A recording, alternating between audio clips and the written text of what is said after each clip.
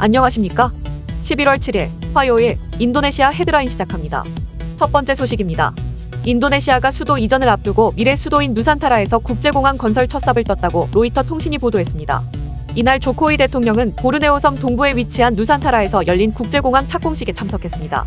해당 공항은 총 347헥타르의 부지에 2024년 12월 개항을 목표로 건설될 예정이며 건설 비용은 아직 공개되지 않았습니다. 참고로 2019년 재선에 성공한 조코위 대통령은 수도 이전 계획을 발표했습니다. 새로운 수도 누산타라는 현재 개발되지 않은 열대우림 지역으로 국가 기반 시설을 새로 건설해야 하며 인도네시아는 내년도 예산안 중 약 3조 4,600억 원을 누산타라 건설 사업에 배정했습니다. 또한 민간 투자도 활발하게 이뤄지고 있습니다. 아다로, 바리토퍼시픽, 아스타라 인터내셔널, 아공 세다유 등의 인도네시아 기업은 컨소시엄을 구성하여 지금까지 약 1조 7천억 원을 투자했으며 지난 9월부터 호텔 건설을 시작으로 본격적인 도시 개발에 착수했습니다. 인도네시아는 수도 이전 사업에 총 320억 달러의 민간 투자를 유치할 계획이며 조코위 대통령은 이번 주에만 누산타라에서 10건의 착공식에 참석할 예정입니다. 다음 소식입니다. 미국 상원 의원들이 인도네시아와의 핵심 광물 협정 체결에 반대를 표명하며 인도네시아 니켈 시장을 지배하는 중국만 수혜를 보고 미국 또는 자유무역협정 체결국의 광산회사는 기회를 빼앗길 수 있음을 주장했습니다. 케빈 크레이머 상원의원을 포함한 9명의 의원들은 지난달 24일 미국과 인도네시아 간 핵심 광물 협정 체결에 우려를 표하는 서한을 보냈습니다. 수신자로는 캐서린 타이 미국 무역대표부 대표, 지나 러몬도 상무장관, 제닛 옐런 재무장관, 제니퍼 그랜홀름 에너지부 장관이 포함되어 있습니다. 의원들은 해당 협정이 미국의 니켈 개발을 저해하며 중국이 인도네시아 니켈 시장에서 상당한 영향력을 가지고 있음을 지적했습니다. 참고로 중국은 작년 상반기에 인도네시아 니켈 사업에 36억 달러를 투자하였으며 현재 연간 16만 4천 톤의 니켈 가공품을 생산할 수 있는 공장 3개를 보유하고 있습니다. 특히 의원들은 중국의 채굴 관행이 산림벌채 및 환경 오염을 유발하며 노동 문제도 제기하였습니다. 이어 미국 내 자체 조달 기회를 종합적으로 평가해야 하며 호주와 캐나다 등 동맹국에서의 조달 기회도 제시해야 한다는 입장을 밝혔습니다. 또한 의원들은 인도네시아가 인도 태평양 경제 프레임워크를 통해 이미 미국 광물 시장에 대한 완전한 접근권을 가지고 있다고 강조했으며 IRA의 특권은 국내 생산자와 기존 FTA 체결국의 우선으로 부여돼야 하고 확대가 필요하다면 인권과 노동, 환경 기준을 갖춘 국가를 대상으로 해야 한다고 거듭 호소했습니다. 이러한 반발로 인해 인도네시아가 IRA의 수혜를 누릴지는 불투명해졌습니다. 인도네시아는 세계 최대 니켈 생산국으로 올해 초에 미국의 핵심 광물협정을 제안했었으며 10월에는 미국과의 공동성명을 통해 새로운 협력 이니셔티브를 실현하고자 다음 단계를 논의했다고 밝히며 협상에 진전을 보이는 듯 했습니다. 다음 소식입니다. 국토교통부는 원희룡 국토부 장관과 간디 술리스티안토 주한 인도네시아 대사가 한 인도네시아 간 스마트시티, 신수도 개발 및 철도 인프라 등의 협력 강화 방안을 논의했다고 밝혔습니다.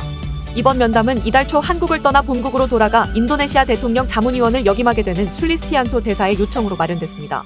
원 장관은 이날 만남에서 건설과 IT 등 여러 분야에서 충분한 역량을 갖춘 한국 기업들이 인도네시아 신수도 건설에 큰 힘이 돼줄 것으로 확신한다면서 앞으로 대통령 자문위원으로서 많은 관심과 지원을 부탁드린다고 말했습니다.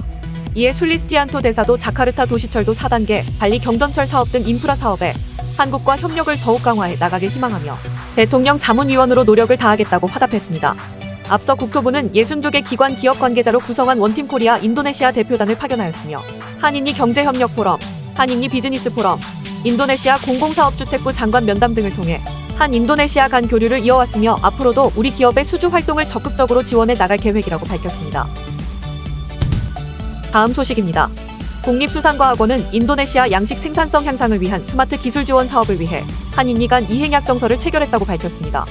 이번 약정서는 수산과학원 우동식 원장과 인도네시아 해양투자조정부 무하마드 피르만 히다야트 차관이 서명했으며 이를 통해 인도네시아 특산종인 나폴레옹 피쉬와 해조류 유큐마의 생산성과 품질 향상을 위해 스마트 시설을 포함한 종자 배양, 건조 저장 시설을 구축하고 어류 종자 생산 기술, 배합사료 개발 등 양식 기술을 전수하기로 했습니다. 또한 수산양식 전문가 역량 강화를 위한 국내 초청 연수도 진행할 계획입니다.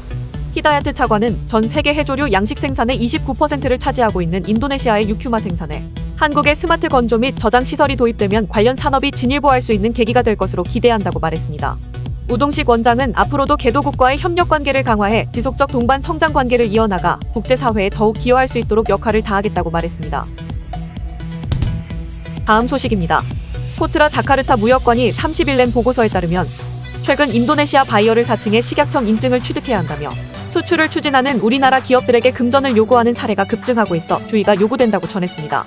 최근 사례 중 한 기업은 인도네시아 바이어가 화장품 수입을 희망하나 인도네시아 식약청 인증이 필요하다며 식약청 인증 취득을 대행해주겠다며 취득 비용을 받았습니다. 이후 갑자기 복지부 입찰 수수료 등 불명확한 이유로 추가 수수료를 요구하였으며 이에 기업은 코트라에 해당 상황을 문의해 확인한 결과 바이어 사칭으로 이미 몇 번의 사기 전과가 있는 업체로 드러났습니다. 해당 사례 외에도 식약청 인증 관련 무역 사기는 유사한 방식으로 반복 발생하고 있다고 무역관은 전했습니다. 대표적 사기 패턴은 제품이 인도네시아 시장에 적합하다며 약 10만 달러에서 20만 달러를 제시하고 전액 선금으로 지불하겠다며 접근한 후 해당 제품이 식약청 인증을 받지 않아 국제 송금이 불가능하다거나 송금을 했는데 식약청 인증을 받지 않았다는 이유로 은행이 송금을 막고 있다며 인증 취득 비용을 요구하는 패턴입니다. 이와 관련 무역관은 식약청 인증 취득과 은행 국제 송금은 관련이 없다며 위와 같은 사유로 인증 취득 및 취득 비용을 요구하는 수입사는 주의해야 한다고 전했습니다. 또한 무역 사기를 예방하기 위해 실존하는 기업인지 사전 조회, 보안 처리된 회사 메일을 사용하고 인보이스에 명시된 주소를 확인하며 업체에 직접 전화를 걸어 확인하고 화장품 및 식품 바이어의 경우 해당 바이어가 기존에 취득한 식약청 인증을 사전 조회하는 것이 필요하다고 조언했습니다. 특히 특정 수입사에 대해서는 반복되는 무역 사기 시도로 인해 무역관이 사전에 인지하는 경우가 있으니 코트라 자카르타 무역관을 통해 사전 문의를 하는 것도 바람직하다고 전했습니다. 다음 소식입니다. 지난 2일 어린이 200여 명의 죽음과 관련 있는 기침시럽약 제조사의 CEO 및 직원 3명이 징역형을 선고받았습니다. 앞서 해당 제약사는 독성물질이 과도하게 포함된 기침시럽약을 생산한 혐의로 기소됐으며 인도네시아 검찰은 제약사의 CEO인 아리에프 프라세티아 하라압에겐 징역 7에서 9년형을, 나머지 직원들에겐 징역 7년형을 구형했습니다. 검찰은 2021년 10월부터 2022년 2월까지 해당 제약사가 기침시럽약 제조에 사용되는 프로필렌 글리콜 2배치를 공급받았으며 각 배치엔 에틸렌 글리콜이 96에서 99% 포함되어 있었다고 설명하였습니다. 참고로 프로필렌 글리콜과 에틸렌 글리콜 모두 첨가제로 사용될 수 있으나 독성이 없어 의약품, 화장품, 식품 제조 등에 널리 사용되는 프로필렌 글리콜과 달리 에틸렌 글리콜은 독성이 강해 페인트, 펜, 브레이크 오일 제조 등에 사용됩니다. 그런데 제약사가 성분을 검사하지 않고 대신 공급업체로부터 받은 품질 및 안전 인증서만 믿고 의존했다는 게 검찰의 지적입니다. 인도네시아 법원은 이들의 과실을 인정하며 징역 2년형과 10억 루피아의 벌금을 선고했습니다. 하지만 회사 측은 과실 여부를 부인했으며 항소 여부를 고려하고 있다고 밝혔습니다. 또한 회사 측 변호사는 인도네시아 의약품 규제 당국이 제약사의 엄격한 성분 검사를 요구하지 않았었다고 밝혔습니다. 한편 인도네시아에선 2022년 이후 어린이 200명 이상이 오염된 기침시럽 약과 관련된 급성심부전으로 사망한 사고가 있었습니다. 특히 감비아와 우즈베키스탄에서도 약 100명이 사망한 것으로 보고됐으며 대부분의 피해자가 5세 미만의 유아였습니다. 당시 세계보건기구는 인도와 인도네시아에서 제조된 기침약 6종에 대해 경고를 발령했었습니다. 다음 소식입니다. 삼성전자가 동남아시아 e스포츠 시장을 겨냥해 토너먼트 대회를 개최합니다.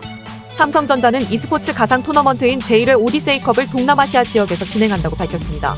이번 대회는 온라인 토너먼트로 프로게이머, 인플루언서, 커뮤니티가 전반적으로 참여할 수 있으며 인플루언서와 팬들이 한 팀이 되어 토너먼트에 참가합니다. 대회 종목은 라이엇게임즈가 개발한 FPS 발로란트로 선정되었으며 인도네시아, 말레이시아, 필리핀, 싱가포르, 태국, 베트남 등 6개국에서 진행되며 각국 8명의 인플루언서가 총 상금 $10,000를 두고 경쟁하게 됩니다. 대회는 오는 11일에는 말레이시아, 싱가포르, 필리핀 시딩이 진행되고 12일에는 인도네시아, 태국, 베트남 시딩이 진행됩니다. 그룹 스테이지는 18, 19, 25, 26일까지 총 4일간 진행되며 플레이오프는 다음 달 8, 9, 10, 16, 17일까지 총 5일간 진행됩니다. 삼성전자는 이번 오디세이컵을 통해 동남아시아 지역 e스포츠 시장 성장을 촉진하는 것으로 목표로 하고 있으며 또한 이 과정에서 자사의 게이밍 모니터 브랜드 오디세이를 홍보할 계획입니다. 삼성전자 관계자는 우리의 목표는 전문가, 팬, 커뮤니티가 함께 모여 게임에 대한 공통의 열정을 축하할 수 있는 환경을 조성하는 것이라며 삼성 오디세이 게이밍 모니터가 제공하는 최첨단 기술을 통해 그렇게 할 준비가 돼 있다고 말했습니다. 시청해주셔서 감사합니다. 다음 시간에 뵙겠습니다.